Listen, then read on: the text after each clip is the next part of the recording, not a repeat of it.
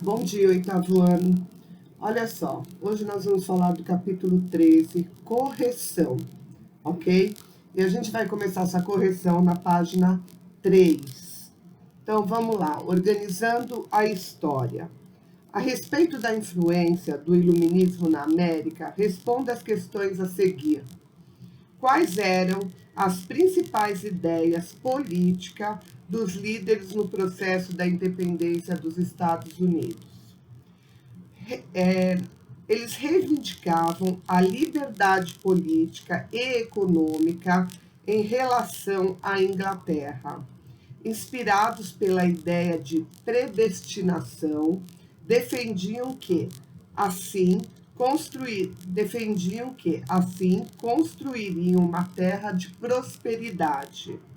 A base desse projeto culminaria na elaboração de uma constituição de caráter liberal. 2. Que fator motivou o processo de independência do Brasil? A elite brasileira entendia a emancipação política como a possibilidade de garantir sua liberdade econômica. 3. É possível identificar nos episódios da independência das 13 colônias e da emancipação política do Brasil a influência do iluminismo? Justifique sua resposta. Sim. Em ambos os acontecimentos havia a luta por liberdades políticas e econômicas, que acabaria resultando na emancipação política das duas nações. Agora nós vamos corrigir a página 7. Organizando a história. Com base em seus estudos sobre o liberalismo, complete o trecho. O liberalismo defendia que o Estado não deveria interferir na economia. Uma das ideias sustentadas era de que o mercado deveria ser guiado por uma mão invisível. Quanto mais liberdade houvesse, mais riquezas seriam geradas. Então ficou Estado, interferir, mão invisível e liberdade. 2. As ideias defendidas pelos fisiocratas, em especial por François Quesnay, representaram uma novidade no pensamento econômico que vigorava. Tais ideias influenciaram o desenvolvimento do liberalismo. Qual foi a grande novidade apresentada pelo pensamento fisiocrata? Os fisiocratas, eles apresentaram a ideia de que a riqueza vinha do trabalho produtivo e não da acumulação de metais preciosos, como defendia o mercantilismo, política econômica central do absolutismo. Essa visão privilegiava a ideia de liberdade econômica. Agora, nós vamos para a página 8. Organizando a história. Quais eram as condições de trabalho na Europa no contexto da Revolução Industrial? Foram impostos aos trabalhadores ambientes de trabalhos insalubres, baixos salários, longas jornadas de trabalho e exploração da mão de obra infantil. 2. De que forma a proposta do estabelecimento de cooperativas entre os trabalhadores, presente no projeto de Charles Fourier, colocava-se contra o sistema de trabalho vigente até então? O cooperativismo propunha o fim da divisão entre donos de fábricas e trabalhadores. Seu princípio fundamental era o trabalho em comum, ou seja, a cooperação entre os membros produtivos da sociedade. Essa proposta se colocava diretamente contra a exploração dos trabalhadores, comum ao sistema capitalista. Aqui na página 9 era pesquisa para que vocês fizessem um breve apanhado do que era cooperativa, e as cooperativas são formadas e como desenvolvem os trabalhos, e citar um exemplo das cooperativas. Agora, na página 11, organizando a história. A expressão socialismo utópico foi cunhada pelos socialistas científicos para se referir a algumas teorias surgidas no início do século XIX. Descreva quais eram as diferenças entre o socialismo utópico e o científico. Os socialistas utópicos propuseram a implantação de sociedades igualitárias sem apontar meios para atingi-las. O socialismo científico foi desenvolvido com base em um amplo estudo histórico realizado por Marx e Engels, o que os levava a acreditar que o funcionamento do sistema econômico obedecia a certas regras, e compreendê-las era o princípio básico para a criação de propostas efetivas de mudança. O socialismo científico, ele também apresentava a elaboração de um plano para conduzir a mudança do socialismo ao comunismo, baseado na revolução e na ditadura do proletariado, dos trabalhadores, né? Para facilitar o entendimento do socialismo científico ou marxismo, organize um glossário com os termos e as expressões a seguir. Luta de classes. Marx acreditava que durante toda a história teriam ocorrido confrontos entre a classe dominante e as dominadas. Essa luta de classes era considerada por ele como o motor da história, já que esse confronto resultaria em transformações sociais. B. Mais-valia. Tempo que o operário trabalhava apenas para gerar lucro ao patrão. Ditadura do proletariado, primeira fase da Revolução Socialista, na qual o governo seria derrubado pelos trabalhadores que passariam a gerir os bens de produção visando ao bem comum. Comunismo. Segundo momento da Revolução, quando a propriedade privada finalmente seria abolida e se constituiria uma sociedade sem classes, quer dizer, onde todos fossem igual. Página 13. No século XIX, era claro o motivo da divergência entre socialistas e anarquistas.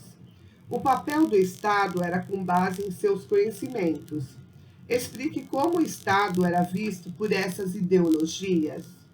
Os anarquistas eram favoráveis à total extinção do Estado por entenderem que este era uma fonte de tirania. Já os socialistas acreditavam que o Estado deveria existir enquanto existisse desigualdade social, sendo eliminado apenas numa etapa posterior, que seria o comunismo. 2. O socialismo científico de Marx e Engels tem como elementos centrais o materialismo histórico e o materialismo dialético. Sobre eles, Marx V para as afirmativas verdadeiras e F para as falsas. O materialismo histórico defende que a história da humanidade é a história da luta de classes, verdadeiro. Nas teorias desenvolvidas por Marx e Engels, os embates entre dominantes e dominados têm pouca relevância para a compreensão histórica. É falso, porque eles têm muita relevância e ele acreditava que sempre tinha sido assim, essas lutas. No materialismo dialético, a ideia central é que os seres humanos têm uma natureza que não pode ser alterada. Falso. Todo ser humano tem uma natureza que pode, sim, ser mudada. O materialismo histórico entende o capitalismo como um ponto avançado na história da humanidade, mas que deve ser superado, verdadeiro. No materialismo dialético, as ideias são vistas como resultado do mundo concreto, e não o contrário, verdadeiro. Sobre o anarquismo, ideologia difundida na Europa ao longo do século XIX, analisa as afirmativas a seguir. Pregava a inexistência do governo, teve o apoio da burguesia, a qual desejava liberdade política e econômica. Era contrário a qualquer forma de opressão sobre a sociedade. Estão corretas todas as alternativas, nenhuma das afirmativas, apenas as afirmativas 1 e 2, apenas as afirmativas 1 e 3, apenas as afirmativas 2 e 3. Aqui apenas a 1 e a 3 estão corretas.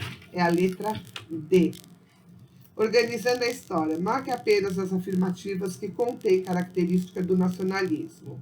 Aqui nós temos a valorização de elementos de identidade nacional, como a língua e a cultura, a união contra os riscos dos invasores externos, favorecimento dos ideais revolucionários e contribuição do princípio da legitimidade para os movimentos do século XIX.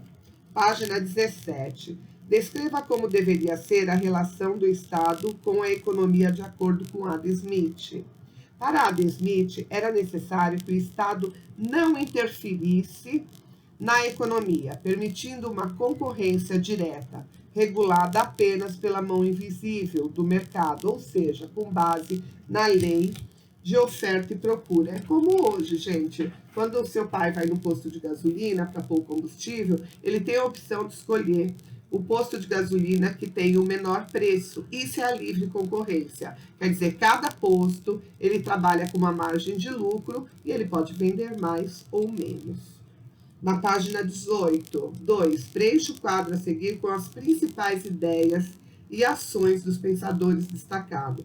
Robert Wayne foi um industrial inglês que buscou aplicar em sua fábrica melhores condições de trabalho e benefícios para seus operários, oferecendo, por exemplo, escola para os filhos dos trabalhadores.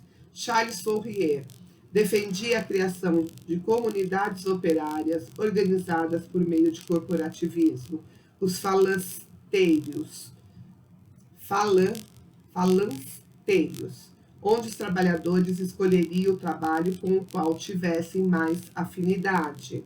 Saint-Simon defendia uma sociedade igualitária em que o governo fosse formado por empresários e cientistas e a riqueza fosse distribuída entre os cidadãos.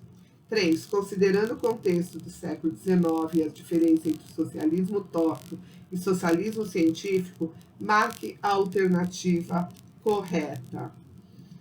Aqui nós temos a alternativa correta, é a D.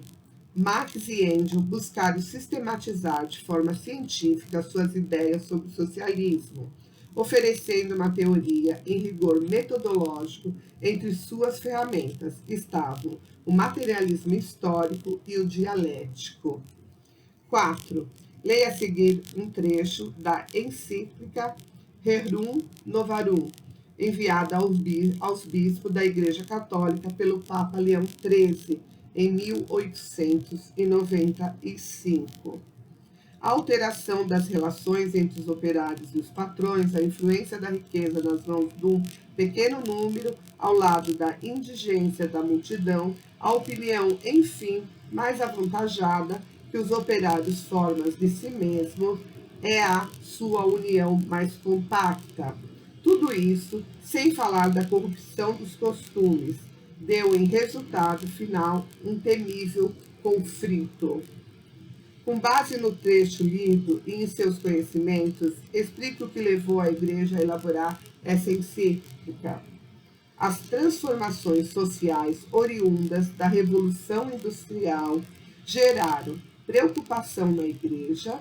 A desigualdade social e as mudanças de valores levaram-na a se posicionar de forma crítica ao modelo capitalista, que, segundo ela, era apoiado pela ganância. Olha, pessoal, assim a gente termina essa correção e nós terminamos também o capítulo 13. Na próxima aula, a gente começa o 14. O que a gente tem que ver é que até os dias de hoje, o capitalismo ainda poucos são milionários e a maioria da população ainda é muito pobre. Então, nesse sistema, as pessoas que são assalariadas, às vezes não têm um salário justo, ou muitas vezes a briga delas gera desempregos e aí acaba desanimando, porque todo mundo precisa comer para viver. Então, infelizmente, a corda sempre arrebenta do lado mais fraco. Tchau, pessoal, até a segunda aula.